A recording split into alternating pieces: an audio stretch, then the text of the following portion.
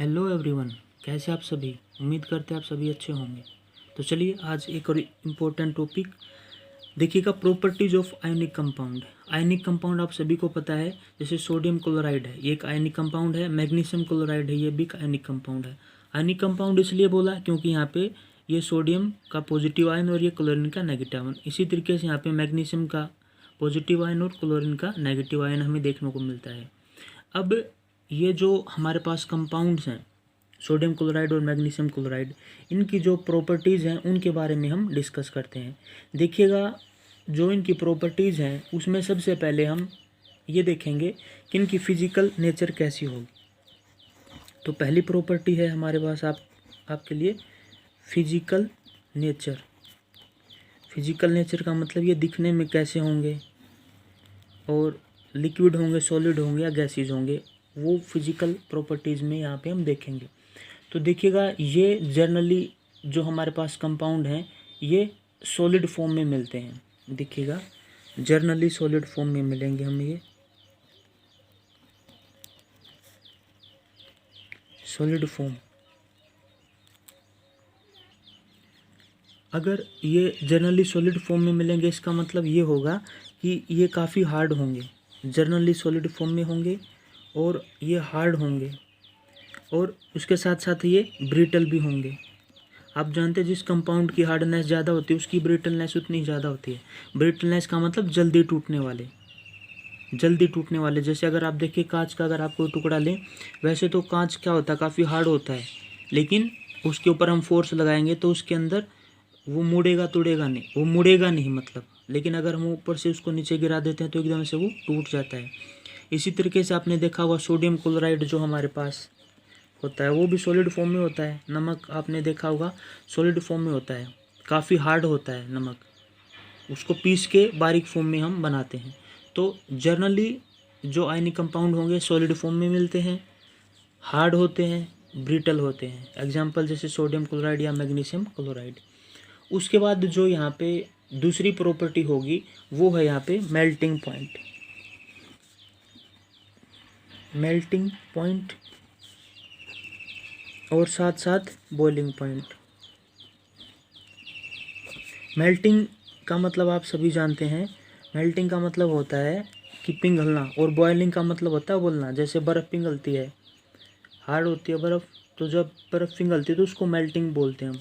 और जैसे पानी को जब हम हीटअप करते हैं तो उबलने लगता है, उसको बोलते हैं हम बॉइलिंग।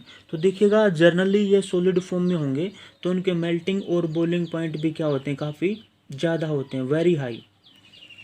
तो हम बोल सकते हैं यहाँ पे very high melting and boiling point. Melting and boiling point very high क्यों होंगे? देखिएगा, मैंने आपको बताया सॉलिड फॉर्म में होते हैं और इनके अंदर आयंस होते हैं। आयंस की वजह से इनके बीच में इलेक्ट्रोस्टैटिकल फोर्स ज़्यादा होता है, यानी कि पॉजिटिव और नेगेटिव एक दूसरे को काफ़ी स्ट्रांगली पकड़ के रखते हैं ये, और एक दूसरे को ज़्यादा आसानी से छोड़ते नहीं, जिसकी वजह से इनका जो बॉइलिंग पॉइंट और मेल्टिंग पॉइंट है वो काफ़ी हाई होता है। फॉर एग्जांपल अगर मैं आपको बताना चाहूँ कि जैसे सोडियम क्लोराइड है, अगर सोडियम क्लोराइड हमारे पास NaCl है, अगर मैं इसके मेल्टिंग पॉइंट की बात करूं तो जो इसका मेल्टिंग पॉइंट होगा Mp, वो होगा हमारे पास 1074 केल्विन। देखिएगा, काफ़ी हाई मेल्टिंग पॉइंट है। इसी तरीके से अगर मैं इसकी बॉइलिंग पॉइंट की बात करूं तो यानी कि 1074 केल्विन पे ये पिघल जाएगा। और अगर मैं इसके बॉइलिंग पॉइंट की बात करूं, Bp की बात करूं, तो वो होगा यहाँ पे 1686 केल्विन। तो केल्विन से आप डिग्री सेल्सियस में अगर कन्वर्ट करना चाहते हैं तो वो भी आप कर सकते हैं, वो भी मेथड आपको पता होगा, 9th क्लास में आपने किया था। तो मेल्टिंग पॉइंट और बॉइलिंग पॉइंट काफ़ी हाई हैं, केल्विन में लिखे हैं हमने ये। इसी तरीके से अगर आप मैग्नीशियम क्लोराइड जो मैंने आपको बताया था MgCl2, अगर MgCl2 का आप मेल्टिंग पॉइंट देखो तो उसका मेल्टिंग पॉइंट होता है हमारे पास 981 केल्विन। NaCl के कंपेयर में कम है, और इसका जो बॉइलिंग पॉइंट है वो अप्रोक्सीमेटली बराबर है। इसका जो बॉइलिंग पॉइंट है वो थोड़ा सा कम है, एक ही पॉइंट कम है, 1685 केल्विन यहाँ पे बॉइलिंग पॉइंट देखने को मिलता है हमें मैग्नीशियम क्लोराइड का। जैसे कैल्शियम ऑक्साइड है, कैल्शियम ऑक्साइड का मेल्टिंग और बॉइलिंग पॉइंट बहुत हाई होता है। जैसे अगर मैं मेल्टिंग पॉइंट की बात करूं कैल्शियम ऑक्साइड का, तो वो होगा 2850 केल्विन।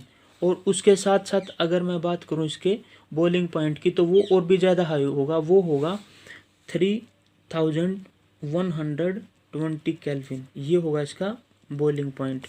तो हमने देखा कि काफ़ी ज़्यादा हाई मेल्टिंग पॉइंट और बॉइलिंग पॉइंट काफ़ी हाई है हमारे पास आयनिक कंपाउंड के। उसके बाद अगर हम बात करें सोल्युबिलिटी की, जो तीसरी प्रॉपर्टी अगर हम यहाँ पे डिस्कस करेंगे वो है सोल्युबिलिटी। सोल्युबिलिटी का मतलब पानी के अंदर कैसी क्षमता है इनकी घुलने की, और दूसरे लिक्विड के अंदर कैसी क्षमता है। तो देखिएगा जैसे नमक है, वाटर के अंदर ये आसानी से घुल जाते हैं, तो हम बोलेंगे soluble in water.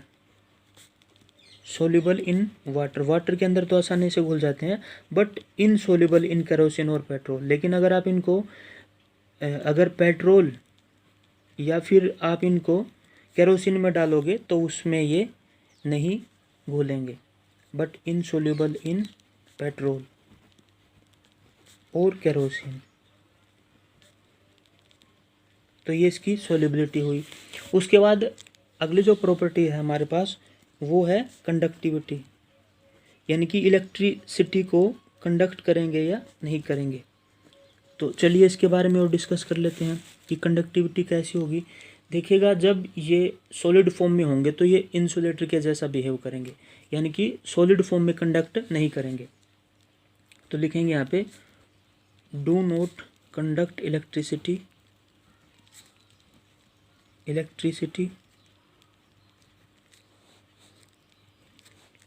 In solid form. उसका भी रीज़न है, आपको बताएंगे अभी क्यों नहीं कंडक्ट करते। देखिएगा सॉलिड फॉर्म में ना कंडक्ट करने का रीज़न ये है कि जब ये सॉलिड फॉर्म में होंगे तो इनके आयंस मूव नहीं कर पाएंगे। अगर आयंस मूव नहीं कर पाएंगे तो फिर आयंस की वजह से इनमें कंडक्टिविटी देखने को मिलती है। तो हम लिख सकते हैं यहाँ पे ड्यू टू नॉन मूवेबल, क्योंकि देखिएगा सॉलिड फॉर्म में होंगे तो इनके आयंस मूव नहीं कर पाएंगे। Due to non movable position, non movable position है इसलिए ये मूव नहीं कर पाएंगे, तो इलेक्ट्रिसिटी को भी कंडक्ट नहीं कर पाएंगे। जबकि अगर मान लीजिए हम मोल्टन फॉर्म में ले लें तो मोल्टन फॉर्म में आयंस क्या हो जाएंगे, आज़ाद हो जाएंगे, फ्री हो जाएंगे, फ्री आयंस मूव कर पाएंगे। तो हम लिख देंगे in molten state, molten state या liquid state they conduct electricity, they conduct electricity. मैंने बताया ना आपको मूवेबल मोल्टन फॉर्म में मतलब लिक्विड स्टेट में, तो इनके आयंस मूव करने लगेंगे, एज आयंस विल मूव। अगर आयंस मूव करेंगे तो इसका मतलब वो चार्ज मूव करेगा, और चार्ज मूव करेगा तो इलेक्ट्रिसिटी वहाँ पे बनेगी। तो ये हमने यहाँ पे कुछ प्रॉपर्टीज़ देखी कि हमारे पास जो सॉलिड्स होते हैं उनकी क्या कुछ प्रॉपर्टीज़ हैं। तो सबसे पहले कौन से है हमारे पास, ये आयनिक कंपाउंड है। आयनिक कंपाउंड्स की प्रॉपर्टीज़ देखी, तो आयनिक कंपाउंड के एग्जांपल बताए हमने आपको, फिर फिजिकल नेचर बताई इनके बारे में, कैसे होते हैं, हार्ड होते हैं, ब्रिटल होते हैं। फिर मेल्टिंग बॉइलिंग पॉइंट बताया काफ़ी हाई है, कुछ एग्जांपल बताई। फिर ये बताया कि सोल्यूबल हैं, वाटर के अंदर सोल्यूबल हैं लेकिन केरोसिन और पेट्रोल के अंदर इनसोल्यूबल। और फिर कंडक्टिविटी के बारे में बताया। तो स्टूडेंट आई होप आपको वीडियो अच्छा लगा होगा, पसंद आया होगा, समझ में आया होगा।